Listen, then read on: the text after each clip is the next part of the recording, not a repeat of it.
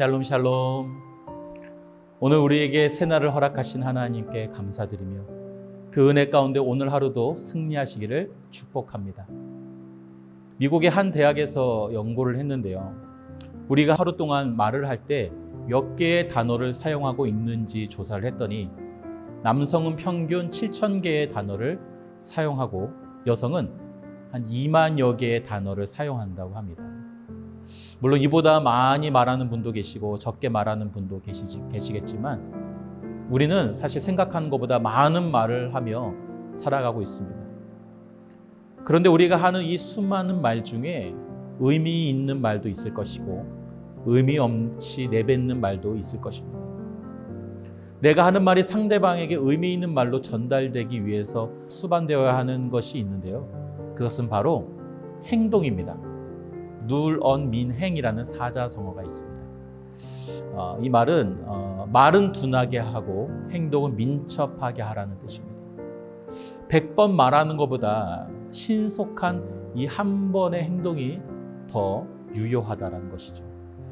야고보서 1장에서도 말은 더디하고 말씀을 행하는 사람이 되어라라고 말씀하셨습니다. 여러분, 오늘 하루 누군가에게 고마웠었던 마음이나 혹은 미안했던 마음이 있었다면 마음만으로 생각하지 마시고 말로 표현해 보십시오. 그리고 또 말로만 끝낼 것이 아니라 행동으로 여러분의 마음을 한번 표현해 보십시오. 그러면 어느새 내 주변에는 나의 이 진심을 알아주는 따뜻한 사람들로 가득하게 될 것입니다. 오늘 본문에도 그런 사람이 있습니다.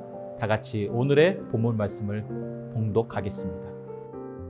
다윗이 요압과 및 자기와 함께 있는 모든 백성에게 이르되 너희는 옷을 찢고 굵은 배를 띠고 아브넬 앞에서 애도하라 하니라. 다윗 왕이 상여를 따라가 아브넬을 헤브론에 장사하고 아브넬의 무덤에서 왕이 소리를 높여 울고 백성도 다 우니라.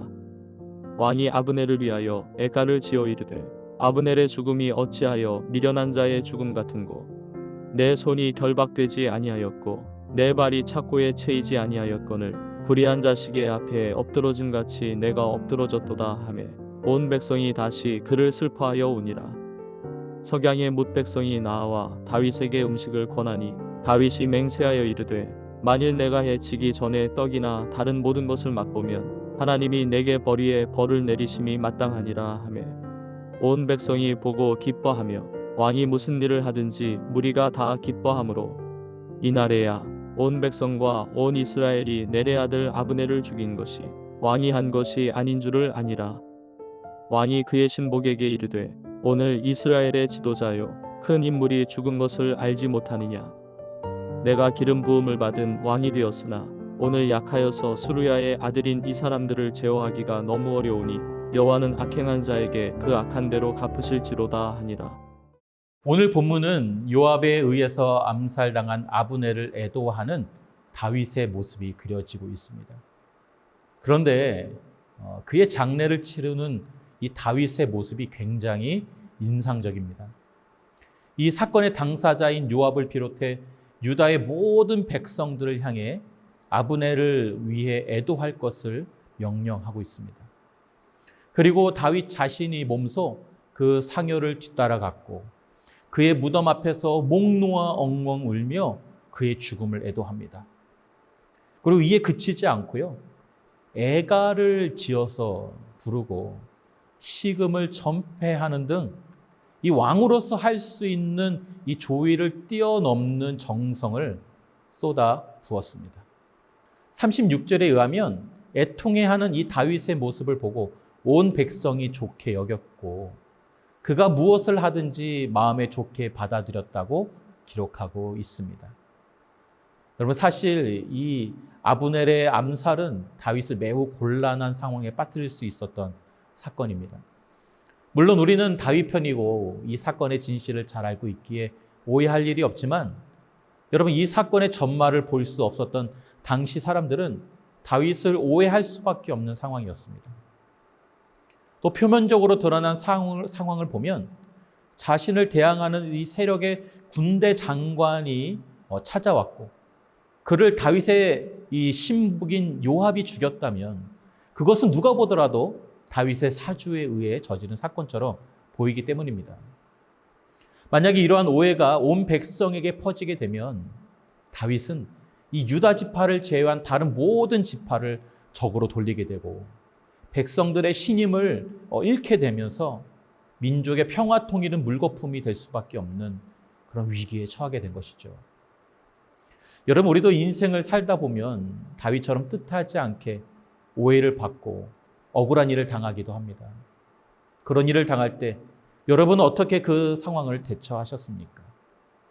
그리고 예수의 제자로서 우리는 이러한 상황을 어떻게 돌파해 나아가야 할까요? 아브넬의 암살 소식을 들은 다윗은 제일 먼저 요압의 죄악에 대해 지체 없이 저주를 선포합니다. 다윗의 세력이 워낙 좀 그때 당시에 취약했기 때문에 그 자리에서 이 요압을 곧바로 처형하지 못했을 뿐이지 만약에 다윗이 힘이 있었다면 요압을 바로 처형했을 것입니다. 그리고 나서가 중요합니다. 여러분, 다윗은 이 사건에 대해 어떠한 병명도 하지 않았습니다. 그리고 가슴에서 우러나오는 슬픔을 토로하면서 극진한 예우를 갖추어 아브넬의 장례를 치르고 애가를 지어 부르며 금식까지 했습니다. 여러분, 100번 변명하고 설명하는 것보다 진심 어리고 신속한 애도의 행동이 다윗을 향한 모든 오해를 풀었을 뿐만 아니라 오히려 온 백성의 두터운 신임을 끌어내는 전화위복을 만들어냈다는 사실입니다. 다윗이 침묵으로 흘린 눈물은 사람들의 가슴을 적셨고 결국 모든 오해를 풀고 그들의 마음을 다 얻어냈습니다. 이런 다윗의 면모를 볼 수 있는 또 다른 인물이 성경에 등장하는데요. 이사야서 53장 4절 말씀입니다. 그는 실로 우리가 받아야 할 고통을 대신 받고 우리가 겪어야 할 슬픔을 대신 겪었다. 그러나 우리는 그가 징벌을 받아서 하나님에게 맞으며 고난을 받는다고 생각하였다. 정치적 메시아를 기다리고 있었던 이스라엘 백성은 예수께서 십자가를 지시고 골고다에 오르시자 예수님을 오해하고 그에게 돌을 던지고 침을 뱉으며 원망했습니다. 왜냐하면 그들이 생각하는 진정한 메시아는 십자가에서 죽을 수 없으므로 예수를 버린 것입니다. 그런데 그런 오해, 억울함을 받은 예수님에 관한 이 말씀이 다윗의 그것과 상당히 유사하고 같습니다. 이사야서 53장 7절 말씀입니다. 그는 굴욕을 당하고 고문을 당하였으나 아무 말도 하지 않았다.